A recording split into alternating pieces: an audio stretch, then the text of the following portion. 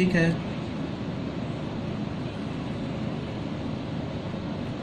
अब ये note number 5 में क्या बोल रहा है?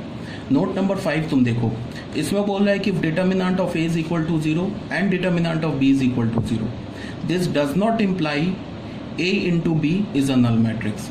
ठीक है, इसका क्या मतलब है? ये यही बात हो गया ना, अभी जो ये मैंने लिखा इसी को मैंने 5th नोट में बना दिया कि अगर दो मैट्रिक्स का डिटर्मिनेंट नल मैट्रिक्स 0 के इक्वल है तो ये इम्प्लाई नहीं करता है कि उनका प्रोडक्ट एक नल मैट्रिक्स हो।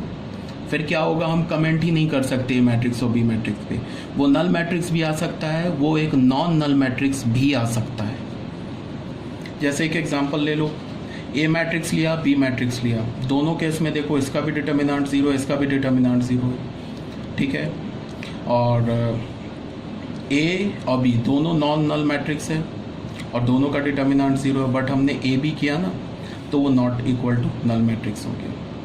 अब ये तुम ए मैट्रिक्स देखो, बी मैट्रिक्स देखो, दोनों नॉन नल मैट्रिक्स है और दोनों का डिटर्मिनेंट 0 है, और इसका हमने प्रोडक्ट ले लिया ना तो वो एक नल मैट्रिक्स आ गया। बात समझ रहे हो ना? इसका मतलब कि अगर किसी दो मैट्रिक्स का डिटर्मिनेंट 0 के इक्वल है तो उसका प्रोडक्ट एक नल मैट्रिक्स भी आ सकता है, एक null matrix non null matrix भी आ सकता है। इसका मतलब हम ए और बी मैट्रिक्स पर कोई कमेंट नहीं करेंगे। कब तक? जब तक कि मैट्रिक्स गिवन ना हो। सिंपली हमें बोल दे कि a into A determinant of A is equal to 0, determinant of b equal to 0।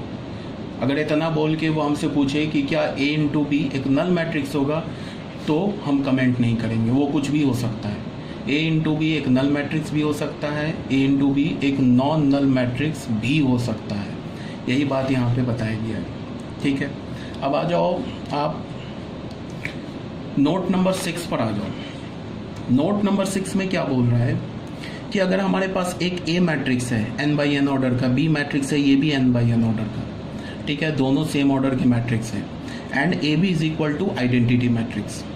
Obvious ही बात है, मैंने तुम लोगों को क्या बोला था कि अगर ए बी डिफाइंड है और बी ए भी डिफाइंड है तो एक ऑर्डर अगर m/n हुआ और b का ऑर्डर तब क्या होगा n/n। अगर ए बी डिफाइंड है और बी ए भी डिफाइंड है तो एक ऑर्डर अगर m/n हुआ तो b का ऑर्डर n/m होगा। और मैंने बोला कि ए बी डिफाइंड है, बी ए डिफाइंड है और दोनों इक्वल भी है, तो फिर उस केस में क्या हो जाएगा, A and B are the square matrix of the same order.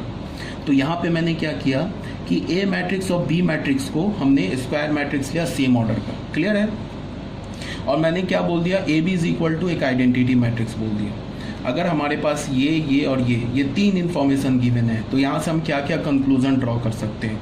यहाँ से हम पहली बात ये बोल सकते हैं कि ए बी मैट्रिक्स और बी ए मैट्रिक्स इक्वल होगा आइडेंटिटी मैट्रिक्स के। इसका क्या मतलब है, ए एंड बी कम्यूट करेगा, पहली बात। दूसरी बात क्या कि ए का इन्वर्स बी होगा और बी का इन्वर्स ए होगा। बात समझ रहे हो क्या बोल रहे हो? नहीं समझ में आ रहा है तो ऐसे मैंने क्या बोला कि एक मैट्रिक्स ए लिया, इसका ऑर्डर मैंने n/n ले लिया, एक मैट्रिक्स बी ले लिया, इसका भी ऑर्डर मैंने n/n ले लिया। ठीक है, ये दो इन्फॉर्मेशन गिवन है। तीसरा इन्फॉर्मेशन मुझे गिवन है A B is equal to आई।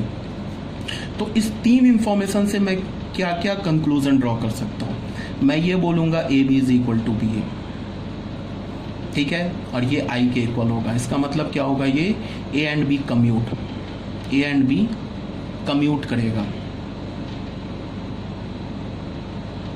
पहली बात।